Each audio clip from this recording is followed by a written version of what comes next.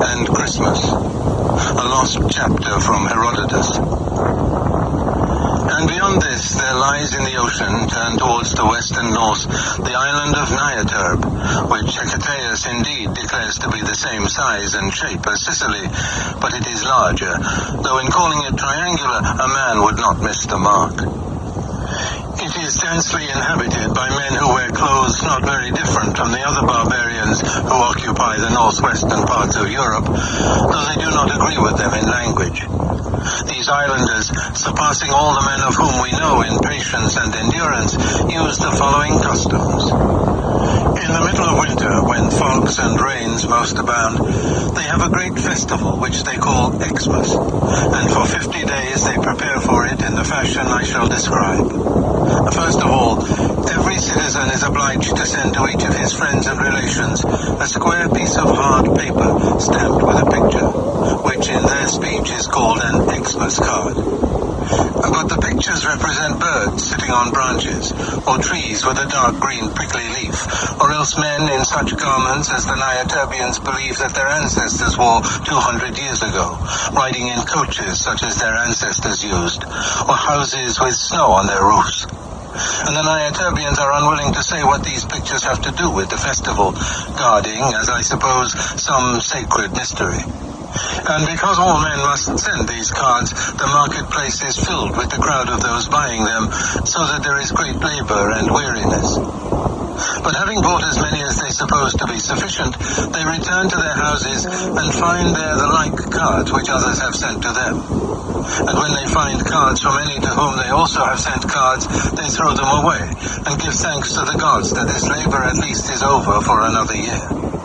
But when they find cards from any to whom they have not sent, then they beat their breasts, and wail and utter curses against the sender. And having sufficiently lamented their misfortune, they put on their boots again, and go out into the fog and rain, and buy a card for him also. And let this account suffice about Xmas cards. They also send gifts to one another, suffering the same things about the gifts as about the cards, or even worse. For every citizen has to guess the value of the gift which every friend will send to him, so that he may send one of equal value, whether he can afford it or not. And they buy as gifts for one another such things as no man ever bought for himself. For the sellers, understanding the custom, put forth all kinds of trumpery, and whatever, being useless and ridiculous, they have been unable to sell throughout the year, they now sell as an Xmas gift. And though the Niaterbians profess themselves to lack sufficient necessary things, such as metal, leather, wood, and paper, yet an incredible quantity of these things is wasted every year, being made into the gifts.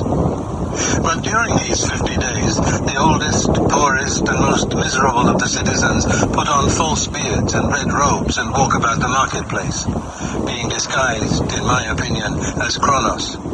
And the sellers of gifts, no less than the purchasers, become pale and weary because of the crowds and the fog, so that any man who came into a Niaterbian city at this season would think some great public calamity had fallen on Niaterb. This 50 days of preparation is called in their barbarian speech the Xmas rush. But when the day of the festival comes, then most of the citizens, being exhausted with the rush, lie in bed till noon.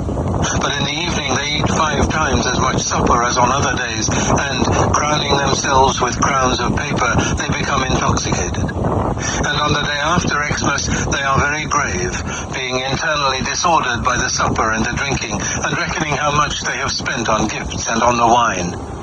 For wine is so dear among the Niaterbians that a man must swallow the worth of a talent before he is well intoxicated. Such then are their customs about the Xmas. But the few among the Niaterbians have also a festival separate and to themselves called Christmas, which is on the same day as Xmas. And those who keep Christmas, doing the opposite to the majority of the Niaterbians, rise early on that day with shining faces and go before sunrise to certain temples where they partake of a sacred feast. And in most of the temples they set out images of a fair woman with a newborn child on her knees, and certain animals and shepherds adoring the child. The reason of these images is given in a certain sacred story, which I know but do not repeat. But I myself conversed with a priest in one of these temples and asked him why they kept Christmas on the same day as Xmas, for it appeared to me inconvenient. But the priest replied, "It is not lawful, O stranger, for us to change the date of Christmas. But would that Zeus would put it into the minds of the Nyaturbians to keep Xmas at some other time, or not to keep it at all. For Xmas and the rush distract the minds even of the few from sacred things. And we indeed are glad that men should make merry at Christmas. But in Xmas there is no merriment left."